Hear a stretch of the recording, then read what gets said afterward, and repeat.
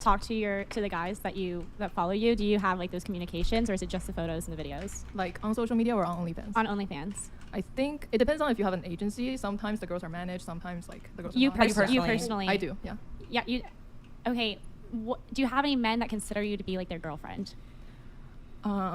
I feel like they do. I mean, we're kind of like selling a fantasy here, you know? Like, I feel like they might, yeah. Okay, do you see any like potential conflicts with that? And do they ever ask? Nobody cares. I am so fucking misogyny pilled on these fucking questions.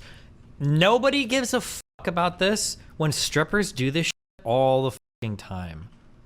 Nobody cared at all about strippers doing this. And it's like, not only did nobody care, people would even make fun of the guys that like go to strip clubs and think the strippers are like dating them. Like, it's a pretty well-known trope that strippers are like talking to guys, they have regulars, blah, blah, blah. And that you'd even make fun of the guys doing it. For some reason, as soon as like women started doing OnlyFans or whatever, people are really, really, really fucking ass mad about women making money themselves doing it. It's so cringe.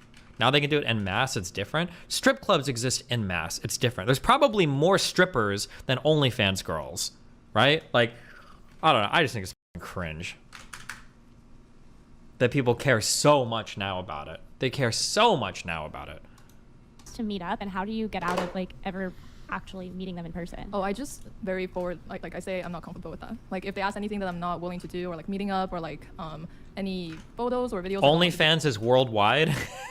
I got news for you, buddy. I've got an unfortunate thing that I need to communicate with you. Stripping and prostitution is also a worldwide thing, my dude. I'm sorry.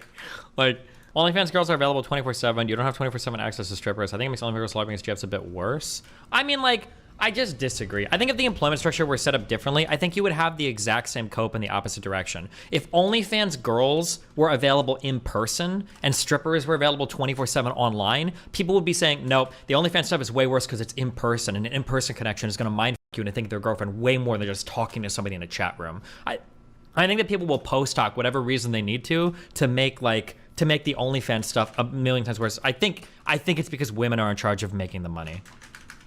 Oh yeah, like JSTL, he's doing it right now. The ubiquity, the lack of friction, and the fact that it's all going through the same device you talk to your girlfriend on are massive differences. I think that a real life connection where you're seeing somebody in real life and you get that immediate feedback in real life, I think has a huge potential to mind you, maybe even more than the OnlyFans stuff. I just don't believe it. I don't think people would hold the same standard. More maybe this is not quite safe when you are so sexually involved with them as well, because that draws on emotions that are not typical in the average parasocial relationship, where people are just worshiping their social media idols or celebrities. You know what I mean? Like that is a good point. Could you imagine you like pay money so that you can think that like a content creator likes you, or you like get to talk to your content creator?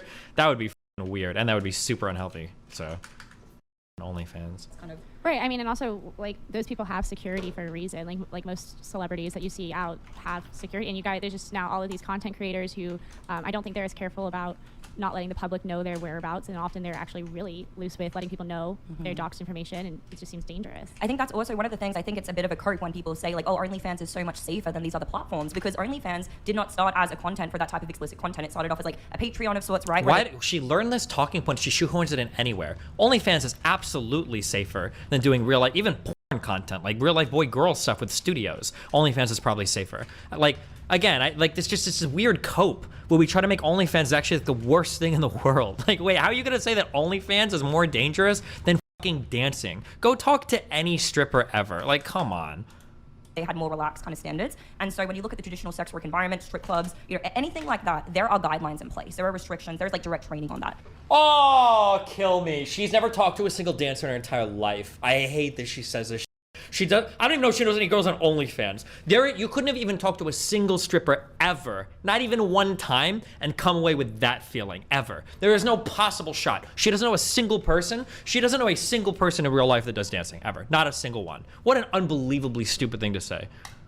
Versus with OnlyFans, because it wasn't. Do you know many dancers, strippers? A few. Like I've had several that reached out to me. I was maybe 10 or 15, but I've talked to quite a few, and I'm curious too. I'm interested too to hear like the differences and everything too.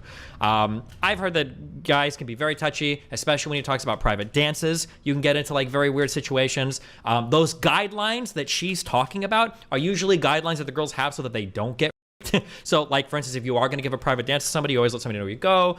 Make sure that you've always got an exit. That like they have like all these random things because you run into a lot of creepy real life people, even at strip clubs and shit. And then guys that stalk you outside of clubs, or guys that wait for you to leave work when you finish dancing. Like there's a whole bunch of shit like that I've heard. Anecdotally, it might just be that the girls that I've talked to dance in rougher places, and maybe other dancers don't have those experiences. But from what I've heard, for people that do dancing and for people that do dancing and OnlyFans, the OnlyFans is way safer than the dancing.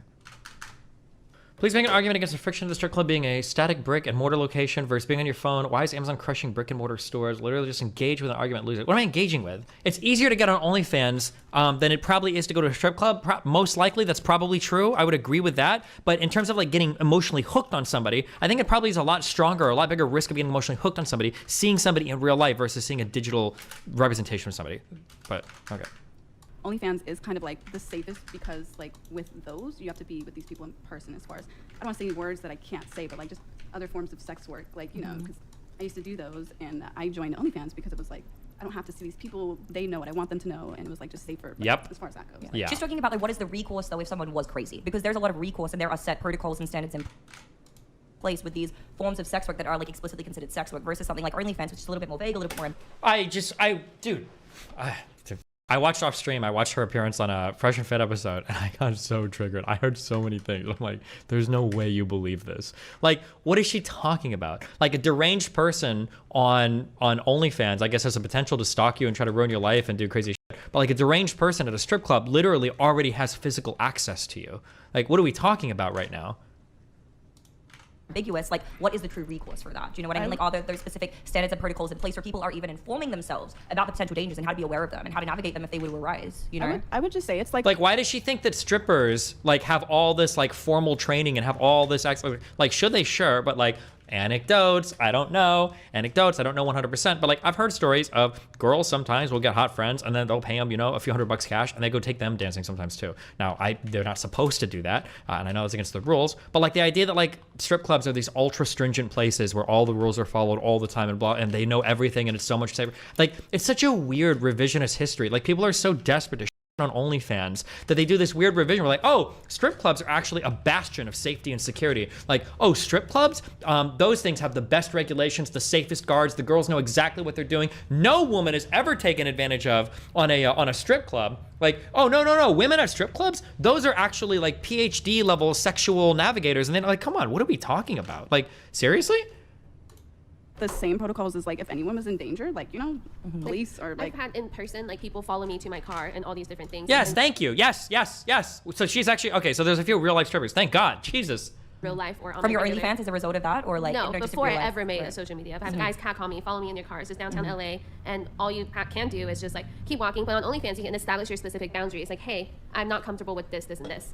Here are some photo sets that you can buy. Here is how we can like chat, but it's very strict boundaries. I think it just depends on how you're able to establish boundaries for yourself. Because I feel like just existing as a woman is kind of dangerous in society. Like if you're walking alone in like a bad part of town. Like, I mean, it's actually more dangerous to exist as a man. yeah, I think men actually do get more violently targeted, but it's always.